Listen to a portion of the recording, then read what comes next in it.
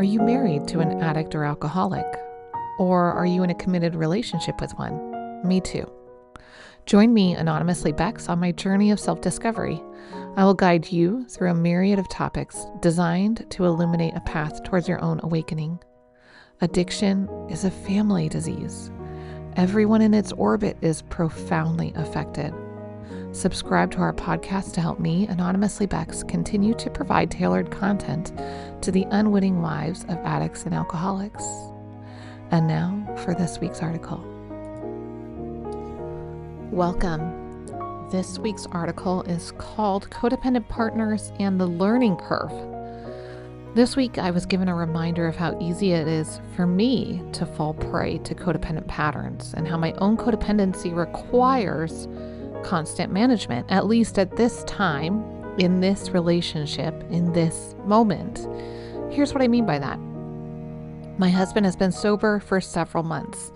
He's living in a structured, sober living home where he is regularly drug and alcohol tested. As we have been moving through this stage in our relationship and his addiction, we have been attending couples therapy regularly. I've been riding a wave of hope as we've had some very good sessions, some very good weeks. The prospect of reconciliation seemed very possible for a time, and I was so hopeful. I started to let my own guard down and relax. After all, I am shrouded with safeguards. My husband is regularly drug and alcohol tested, and I am confident that when he's at the sober house, he's safe and where he needs to be right now. Triggered. The past couple weeks have felt unstable. My intuition has been on high alert. I can't necessarily pinpoint the exact moment my defense systems were triggered, but I've had a very hard time calming my own inner seas. In a lot of ways, I feel very much like I'm back at square one, back to the same emotional turmoil that I felt before I enacted my boundary and told him that he no longer lived with me and the kids. In reality, I've slipped back into some codependent mindsets and behavioral patterns, further reinforced by a couples therapist who alerted me to this fact in our last session. At first, when the therapist said, "Everything you said in the last 4 minutes was codependent," I was truly baffled. I thought, great, all this work I'm doing on myself, all the books I'm reading, all the self-reflection, all the journaling, and I still can't get it right. Deep breath.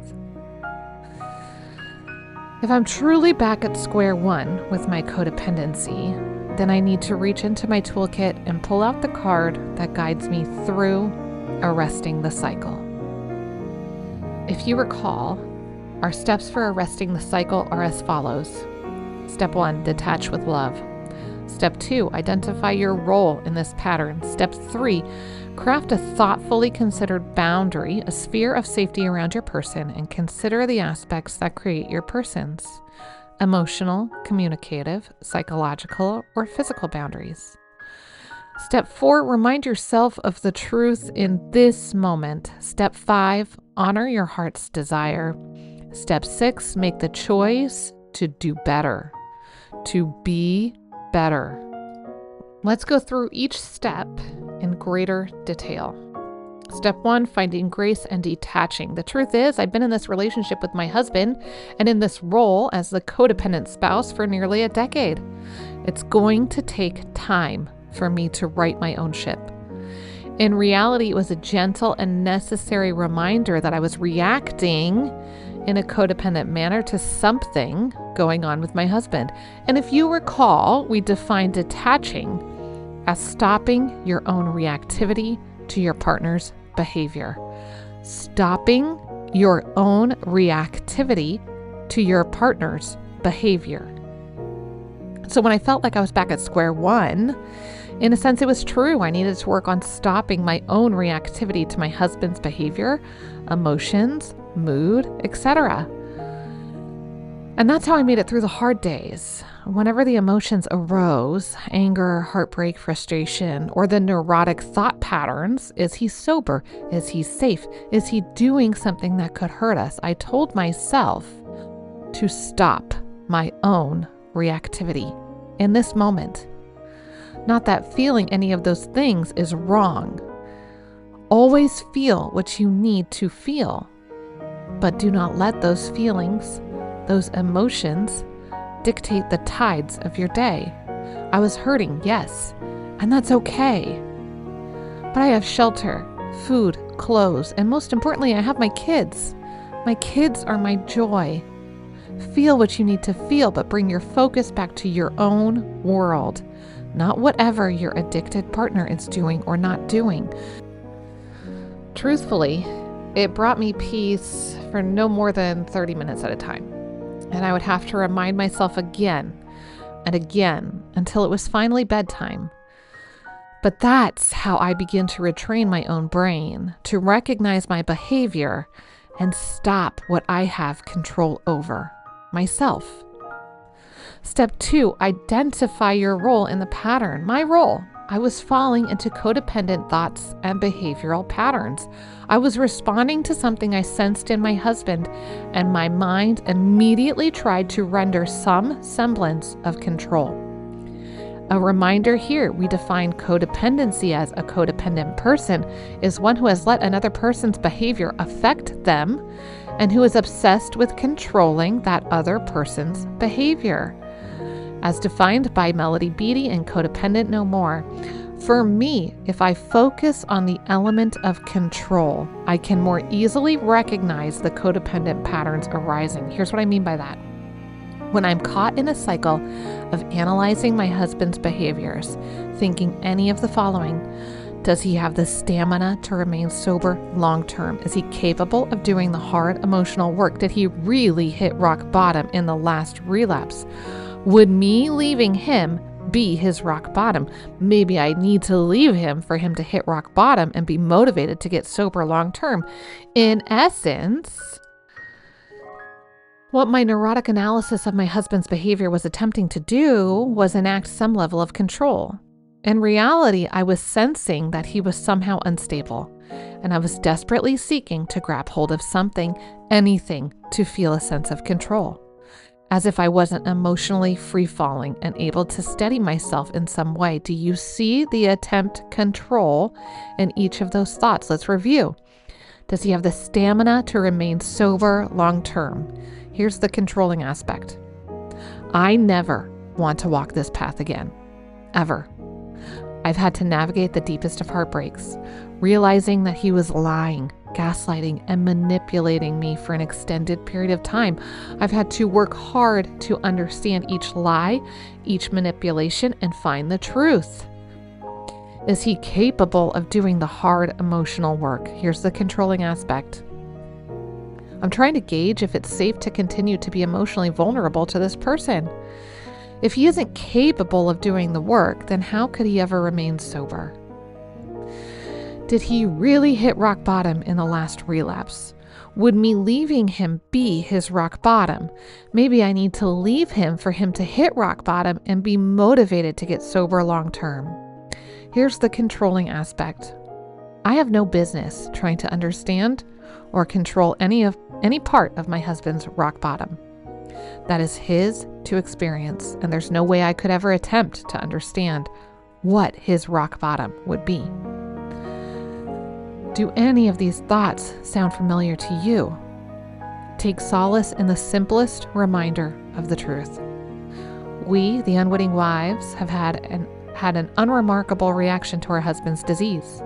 That means that anything that you have thought, said, or done in reaction to your partner's behaviors has been thought, said, or done by another unwitting wife who walked this path before you. Give yourself grace in that simple truth. Step 3, create the boundary. I believe for me, my codependent patterns are so deeply intertwined with the topic of enmeshment. My emotions are fused to my husband's. My emotions, moods, etc. respond and mirror my husband's the moment we're in the same room. If he is happy, then I feel relieved and at ease. If he is agitated, my mood reflects that, and I become angry or frustrated very easily, regardless of the events of my day. This is a particularly distressing pattern to be emotionally fused to someone who is categorically unstable. At least in this moment in time, he is only trying to learn how to live a sober life. That said, my boundary needs to encompass two aspects: physical and emotional boundaries. Physical boundaries are important, actual physical distance, to help me create an emotional baseline that I can build upon. How do I feel in the morning when I wake up? How do the events of my day affect my mood and my emotions? Can I navigate and calm my emotional waters? Can I reconcile any big emotional waves with relative ease? Emotional boundaries are key. At this moment, my husband, while doing well with his sober program, is not an emotionally safe person for me. I need to figure out how to love and be in a relationship with him potentially without being emotionally fused.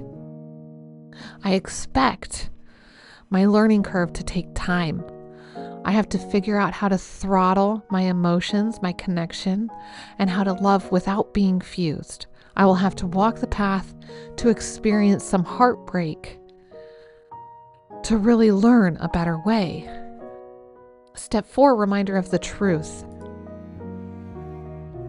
We've identified truths in each of our previous steps. Let's remind ourselves here again.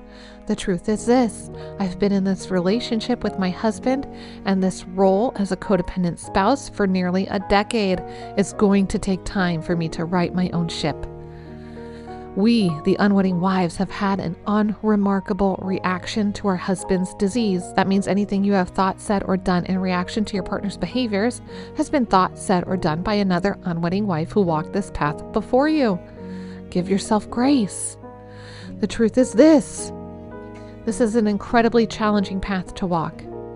Any type of growth, self-improvement takes tremendous effort. There will be times when we end up at square one again. The only way to really affect change within yourself is to go through the process of arresting the cycle over and over again until it becomes second nature. There will come a day when it will become second nature to not fall prey to codependent patterns, or to more easily recognize when you see behaviors that present someone who is out of control or unstable. It starts here. It starts now. Do the work. Recognize your role and the choice you have in participating. Step 5, honor your heart's desire. Here's my heart's desire. Maybe you can relate. I want to wake up and this whole chapter to be over. I want my husband to be the person I married, sober, confident, and accomplished. I don't want to be walking this incredibly heart-wrenching path. I can't tell you how many times I've had the thought or fantasy that this could all just be over and he's sober now so he can move back in and everything will go back to being normal again. Such a dream, but in reality, it's a nightmare if you really think about it. My husband was not behaving acceptably, quote unquote, before I realized he had relapsed. So if it all went back to normal, aka how he was living in his disease, hiding intoxication, in reality, that's a wildly unhealthy dynamic and would certainly emotionally break me and harm or damage our children. Truly, my heart's desire in a perfect world would be for my husband to get through this, to transform into the man I knew him to be and know he could be. A sober, confident, accomplished, kind, empathetic, and loving husband and father. That would be my heart's desire in a perfect world, for my fractured home to be repaired and better for it. It's okay to have that desire, as long as I'm living in the truth that we're not in that place right now. My husband is sober, yes. He is working his sober program, yes. But we both have a lot of work to do before our household is repaired. That's the truth in this moment, right now. Step 6, make the choice to do better. Engaging in the work is hard and often scary. For me, what I notice about my own codependent patterns is that they provide an illusion of control. That illusion of control provides some refuge, some protection from feeling the fear. In this community, we acknowledge that the codependent patterns we fall prey to, that we adopt as normal, as a normal reaction to abnormal people, one might say, are unhealthy and not a sustainable way of living. It can certainly be a method of surviving, living with someone in active addiction, but we are powerless over this disease. This disease will always win. So as the person in the relationship with a sober mind, we have to make the choice to face the fear and do better. Knowing the codependent pattern provides only the illusion of control, not real control, we acknowledge the truth that we are only capable of controlling our own behaviors and reactions. So today I choose to do better. I choose to be better, to enforce a healthy boundary, and to let go of the codependent patterns, thoughts, and behaviors, to live in the truth, as painful or scary as that might be in this moment. For me, today, the past few days really, the tide has been high. I slipped into codependent patterns which only amplified my heightened, distressing emotions. So today I choose better. I'm going to meet myself on my mat, my yoga mat. I'm going to honor whatever heightened emotions arise, give space to them, and bring focus back to me and my kids. Find the gratitude in our day together, our home we share, the food in our fridge, and calm my own waters. For our moment of reflection today, have you found yourself back at square one? A codependent relapse of sorts? Can you relate to the cycle of thoughts outlined here? Can you find the space where your brain is seeking to enact some semblance of control? Can you acknowledge that needing to feel in control likely means you sense something in your partner that feels unstable? Can you arrest the cycle? Can you go through the steps one by one? Can you do the work? And can you make a better choice today? I know you can. Remember, you're never alone. You are not the first person to walk this path. Support is always there. You just have to reach for it. Until next time, Anonymously Bex. Do you like this content? Do you find it helpful for navigating your own journey? If you do, please take time to subscribe to the Secret Spirits podcast. By subscribing to this channel, you can help me, Anonymously Bex, continue to provide tailored content to the unwitting wife of an addict or alcoholic. If you have comments, suggestions, or are open to sharing your own experience being bound to an addict or alcoholic, email me today, admin@secretspirits.com. Do you need one-on-one support in this time of need? Book a consultation with me, Anonymously Bex, or join our membership program where you can begin to build your own support system. Visit our website, secretspirits.com. Subscribe to our channels, Secret Spirits, to get more from Secret Spirits today.